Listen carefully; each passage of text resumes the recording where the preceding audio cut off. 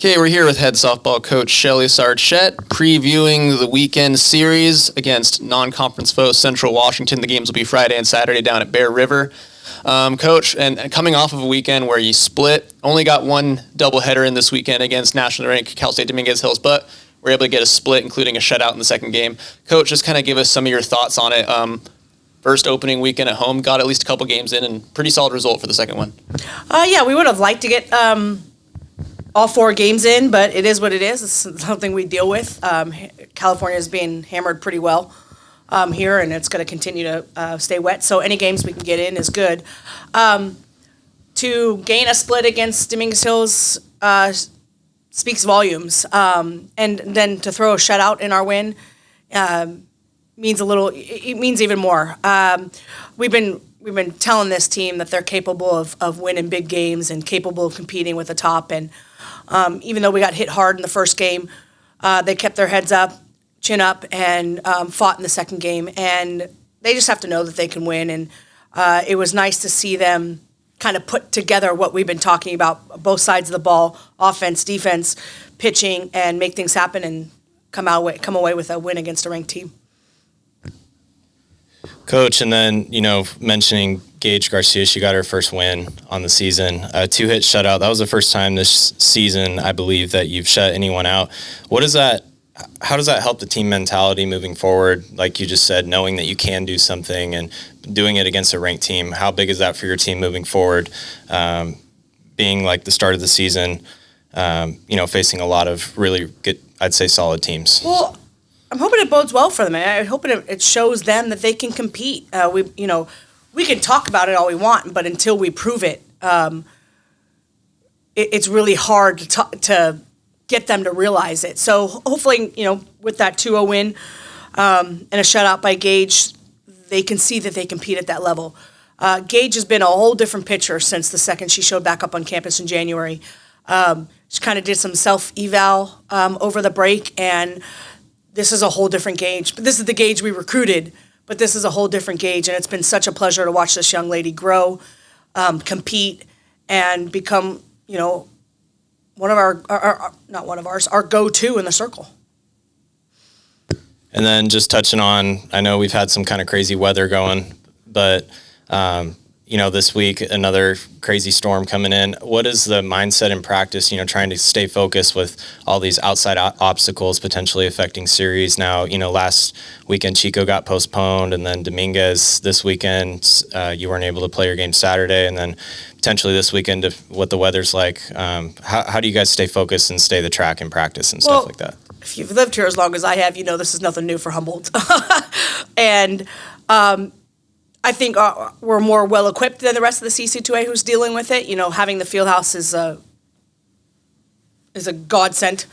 And just being able to go out there and not be stuck at a gym, not playing with softballs, being able to compete every day in practice like it's a normal field. It sucks not playing, but we know that we're still getting work done. This is kind of like I know we're in the middle of the season, but it's still kind of our pre-season. And that's kind of how we're treating it. We're still focusing on the little things to make the big things happen. And we're continuing to break things down. And since we have had this extra time because of cancellations and postponements, we're breaking down things more than we normally would in a spring season. And I think it's really helping us and just gaining confidence and allowing us to keep our eye on the prize. Coach, I wanted to go back. I know actually we talked about after the game on Friday. We talked about some of the positives, but one thing I wanted to allude to was because I saw it later, was the 9 runners left on base. As far as obviously we're able to still get the win, but I think that's something obviously they probably want to improve upon, and what goes into maybe improving upon a factor in that. On one hand, it's definitely a confidence builder. The hitting in general definitely responded from that first game, but how do you try and bring it together where you're definitely executing and not leaving runners on base? It's something we've been struggling with. Our offense is not putting up the numbers on the boards like we normally do, We're not executing. We're not sticking to our game plan. And I'm happy that we actually had 9 runners on base, because we have been struggling to get on base. But now it's, again, turning that page. Okay, now we've got them on base. How do we move them over, whether it's stealing, bunting, hitting, situationally? Right now we're just focusing on sticking to a game plan and executing that. And we did a lot better as far as getting on base and doing that. Now we have to execute the game plan of moving them over. We'll continue to focus on that. Our big focus in order to make that happen is just allowing or letting our hitters know that they need to have the confidence in themselves that everybody else does on their team, including their coaching staff.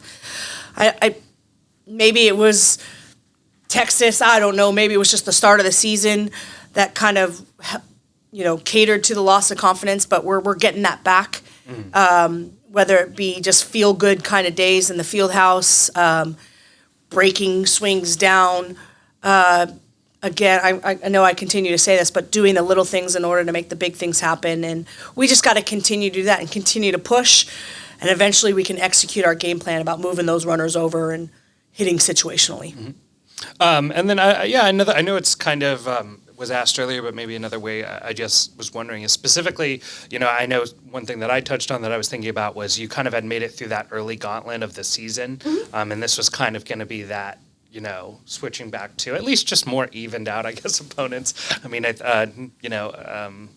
least 9 of the games were against teams that were ranked at the time you played them or later became ranked, maybe 10 games actually. So all I have to say is with a potential cancellation, I mean, how do you kind of keep that momentum going, keep that positivity going? Obviously kind of a nice way to end that stretch with the win over Dominguez Hills in the second game. But how do you try and, keep that forward momentum going through potentially a cancellation of a series against a more manageable opponent? When we have cancellations or postponements like that, it's important for us to create challenges within our practices to keep that kind of fire mentality in their brains. And so that's what we're going to do in practices is keep challenging them, make it more game-like, put them towards, have them fight for things.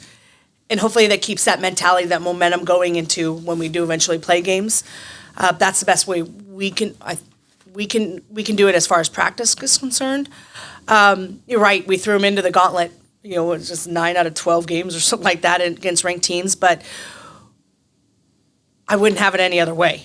And I'm not going to say that we're through the gauntlet because the CC2A itself is a gauntlet, but going up against 9 or 10 ranked teams to begin the season is the challenge I wanted to present to them, to allow them to see the best, to compete at their best, and learn from that in order to get over that hump of them knowing that they can compete at a high level and be successful and eventually make a run back into the postseason.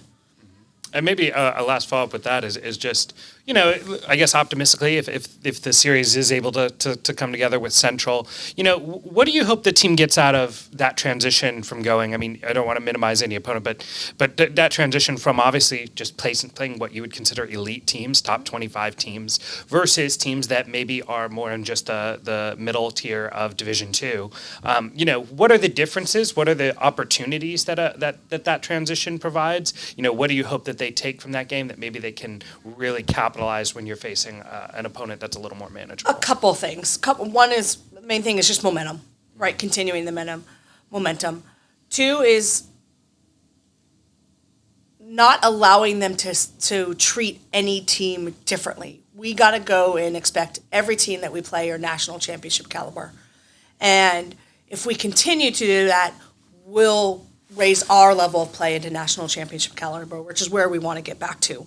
So I kind of drew a blank here, but we just want to continue to go out there, execute in our game plan. We've got film on Central Washington. We've seen them in the past. The difference in game 1 and game 2 against Dominguez Hills was executing game plan. We got to just execute it from game 1 if we see Central Washington. But again, it's all about momentum, and competing at the highest level no matter who you're playing. I just have Oh. one more quick question. Just a couple individual performances this weekend that stood out to me when I was watching and after looking over the stats. Tessa Poirier, someone who hasn't got a lot of time this year. You put her into pinch hit there against Dominguez in game 1, and she actually broke up the no-hitter. And then the next game, the 2-0 win, she got, a base knock that got an RBI. That was pretty big shoes to fill, not playing much to start the season and then put her in and her stepping up and doing a pretty good job. Just talk about that a little bit and her performance this past weekend. We've been waiting for Tessa. We've been waiting for her. She's been putting in the work. She finally got the opportunity because she's been putting in the work and executing during practice. She had a great last 2 weeks of practice, and it was like, we got to find time for this kid. Our starters weren't executing. We found the time for her to come in, and she's taking advantage of her opportunities. She will continue to see opportunities. And that's what we tell with anybody on the bench is when you get your opportunity, roll with it. She didn't roll with those opportunities in the past, but she has worked her butt off at practice and rolled with the opportunities she got this weekend. And I hope she continues to ride that high that she's on. Right on. And then one more thing that also individual performances, a couple freshmen stepping up. First baseman, Caitlin Gifford, and then also left fielder McKenna Beach, just a couple that I noticed got some hits this weekend. And Gifford made a nice play at first base in foul territory there, laying out, catching that ball. Just their hard work, everything that goes into it, being a freshman, kind of stepping up. You giving them an opportunity. Just talk about that just a little bit. I mean, all of our freshmen. I mean, you could put Shelby Shanks in that category just based on her defense alone. The future is bright with these guys at the helm, and it's really fun to see them, or exciting to see them compete at this level right away. And, we all have nerves as freshmen, but these guys aren't showing it, and they're going out, they're balling out every day. Gibby's, she's batting number 4 in our lineup. She's forced to be reckoned with at the plate, and her defense is really coming around. It's nice to see. Shelby at short, that kid doesn't let anything by her. And she's holding her own offensively. McKenna, wherever I put that kid's going to compete. That's a local kid doing well, and we love that she's going out there doing what the team needs of her. She's played third, she's played outfield, she could play short, she's been playing behind the plate.